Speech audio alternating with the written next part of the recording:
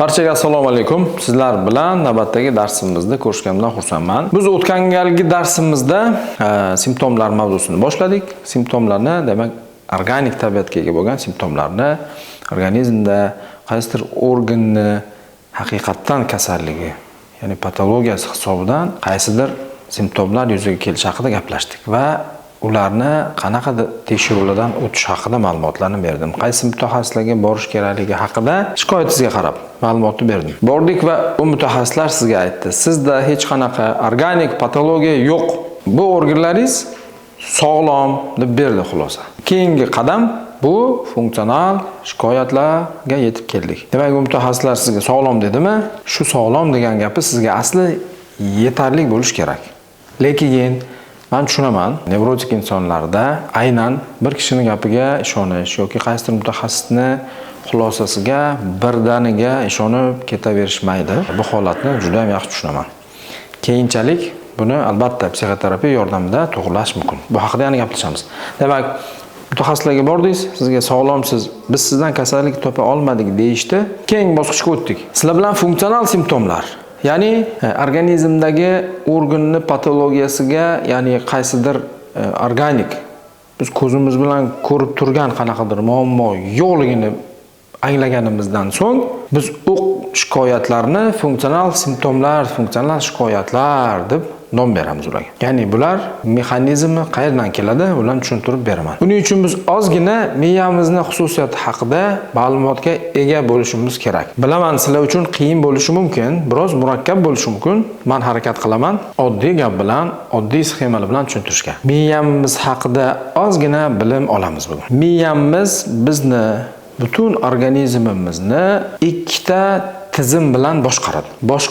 Boshqaruv sistemasida ikkita tizim bilan, ya'ni organizmimizdagi organlar va sistemalarimiz boshqaradi. Bittasi simpatik nerv tizimi bilan boshqaradi. Ikkinchisi bu vegetativ nerv tizimi. Ya'ni miyamizni ikkita qo'li bor, ikkita yordamchisi bor, ya'ni ikkita yordamchisi orqali organizmni boshqaradi. Birinchisi somatik nerv tizimi. Somatik nerv tizimi bu bizni, sizni ixtiyoringizga bo'ysunadigan tizim. Ya'ni bunga nima kiradi? Skelet muskullari, ya'ni tanamizdagi skelet muskullarimiz bu bizni ixtiyorimizga bo'ysunadi. Miyani bizga ixtiyorimizga tashab qo'ygan funksiyasi bu. Ya'ni biz harakat qila olamiz, erkin bemalol qo'limizni harakat qildiramiz, oyog'imizni harakat qildiramiz, chopamiz, yuguramiz, o'tiramiz, ovqatlanamiz. Ya'ni bu bizga kerakli bo'lgan harakatni miyamiz somatik nerv tizimi orqali bizni ixtiyorimizga berib qo'ygan. Muskullarimizni harakatini boshqara olamiz. Ikkinchi tizim vegetativ nerv tizim. Buni adabiyotlarda siz internetdan qidirgan vaqtingizda avtonom nerv tizimi ham deb keladi. Bu vegetativ nerv tizimi bizni ichki a'zolarimizni, yurak, oshqozon, ichak, jigar, o'tpufak, oshqozon osti bezi, buyraklarimiz, gormonlarimiz, bu hamma organlarimizni ichki a'zo deb atasak, vegetativ nerv tizimi biz ichki organlarimizni, demak, faoliyatini boshqaradi va bezlarimizni faoliyatini boshqaradi. Ya'ni sanab o'tgan ichki organlarimiz, gormon ishlab chiqaruvchi bezlarimiz faoliyatini vegetativ nerv tizimi boshqaradi. Somatik nerv tizimi, ya'ni bizni ixtiyorimizda, vegetativ nerv tizimi esa afsuski biz ixtiyorimizga bo'ysunmaydi. Bu mustaqil, avtonom holatda ishlaydi. Soddaroq tushuntirsam, kechqurun biz uxlagan vaqtimizda yuragimiz to'xtab qolmaydi hech qachon. Biz uxlagan vaqtimizda oshqozon, ichak sistemamiz ham bizga qo'shilib uxlamaydi. Jigar faoliyati to'xtamaydi. Ya'ni bular avtonom, bizni kayfiyatimizga, bizni xohishimizga bo'ysunmaydi. Bularning o'zini ishlaydigan ritmi bor. Ana endi vegetativ nerv tizimimiz ichki a'zo va bezlarimizni ham ikkita qo'li bilan boshqaradi. Ya'ni ikkita yordamchisi bor. Birinchisi simpatik nerv tolasi, ikkinchisi parasimpatik nerv tola. Ya'ni vegetativ nerv tizimimizni bir soddaroq tushuntiradigan bo'lsam, o'ng qo'li bor, chap qo'li bor. Demak, simpatik qismi va parasimpatik qismi. Bu nima uchun ikki qism kerak? Sababi bu ichki organlarimizni simpatik qismi ish faoliyatini kuchaytirib beradi, parasimpatik qismi ish faoliyatini pasaytirib beradi. Mana shunday qilib organizm muvozanatda saqlaydi har bir organimizni. Kerakli vaqtida ish funksiyasini kuchaytirib beradi.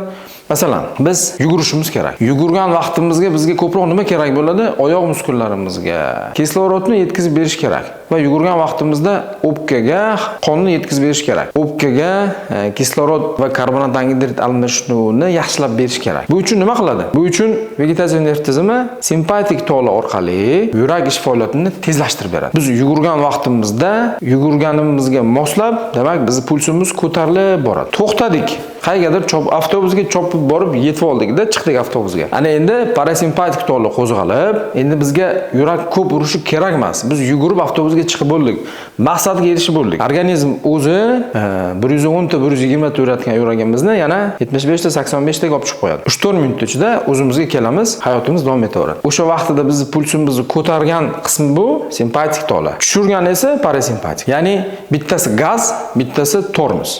Muvozanatda ishlash uchun vaqtida gaz beradi, vaqtida tormoz beradi. Mashina haydaydigan insonlar buni juda ham yaxshi biladi. Gaz bosgan vaqtida mashina yurib ketadi, manzilga yetib borganimizda tormoz bosamiz, ya'ni to'xtaymiz. Soddaroq tushuntirishga harakat qilyapman. Ana endi demak bizga bog'liq emas. Endi e'tibor bering, ko'proq biz bildiradigan shikoyatlarimiz. Ayniqsa nevrozga chalingan insonlarning eng ko'p bildiradigan shikoyatlar. Bizga bog'liq bo'lmagan, miyamiz o'zi avtonom, o'zi mustaqil boshqaradigan organlardan bo'ladi asosiy shikoyatlar. Biz e'tibor bersak, yuragimizdan, oshqozonimizdan, nafasga bog'liq muammolar, ya'ni o'pkamizdan, vahima, qo'rquv va hokazo. Bizga bog'liq bo'lmagan holatdagi ichki a'zolarimiz shikoyatlarini bildiramiz ko'pincha. Bizga bog'liq bo'lgandan emas. Masalan, kelib, doktor, men yurolmay qoldim deb meni oldimga o'zi yurib kelgan bemor yo'q. Yurolmay qoldimi? Ya'ni muammo bor. Aniq, yana qaysidir qismda muammo bor degan. Lekin bizga bog'liq bo'lmagan holatda bildiradigan shikoyatlar esa quyidagicha bo'ladi. Bu simpatik va parasimpatik nerv tolasi orqali, ya'ni nerv tutamlari orqali aynan biz ichki a'zolarimizni boshqariladi. Ya'ni kelish oldiga bittasi gaz, bittasi tormoz. Bittasi ish faoliyatini oshiradi, bittasi ish faoliyatini pasaytirib beradi. Ana shunday qilib bizni ichki a'zolarimizni muvozanatda ishlashini ta'minlab beradi vegetativ nerv tizimi. Ya'ni qaytaraman, miyamiz ikkita tizim orqali boshqaradi bizni. Bittasi bizga ixtiyorimizga bo'ysungan sistema, ya'ni somatik nerv tizimi. Harakatimiz o'zimiz qilamizmi? O'zimiz qilamiz. Ikkinchisi bizni ixtiyorimizga bog'liq bo'lmagan vegetativ nerv tizimi. Ixtiyorimizga bog'liq bo'lmagan nerv tizimini ikkita yordamchisi bor. O'ng qo'l, chap qo'l, gaz, tormoz. Bittasi simpatik nerv tola, bittasi parasimpatik nerv tola. Sizlar ko'p eshitgansizlar bu haqida. Internet tarmoqlaridan yoki qandaydir adabiyotlardan o'qigansizlar. Aynan nevrotik buzilishlarda simptom yuzaga kelishida vegetativ nerv tizimi aktivlashishi deb keladi. Doim e'tibor beringlar. Xuddi men tushuntirgan narsa shu. Bu vegetatika deb qo'yadi. Yuragim panik ataka vaqtida bo'ladigan narsalar bu vegetativ nerv tizimi aktivlashishi deb aytadi. Hozir bu darsimizdan xulosa shuki, funksional simptomlarni tushunish uchun miyamizning ozgina faoliyatini tushunishimiz kerak. Miyamiz bizni qanaqa boshqaradi? Demak, ikki xil tizim bilan boshqaradi. Bizga bog'liq bo'lgan, bizga bog'liq bo'lmagan. Bizga bog'liq bo'lgani tushunarli. Bizga bog'liq bo'lmagani, demak, simpatik va parasimpatik nerv toladan iborat. Bu ichki a'zo va gormon ishlab chiqaruvchi bezlarimiz faoliyatini boshqaradi vegetativ nerv tizimi. Bundan keyingi darslarda ko'p keladi, ko'p aytaman shu narsalarni. Vegetativ nerv tizimimizni aktivlashishi degan vaqtimda sizlar shuni tushunishingiz kerak. Demak, bugungi darsimiz shundan iborat. Keyingi darslarda ko'rishguncha xayr.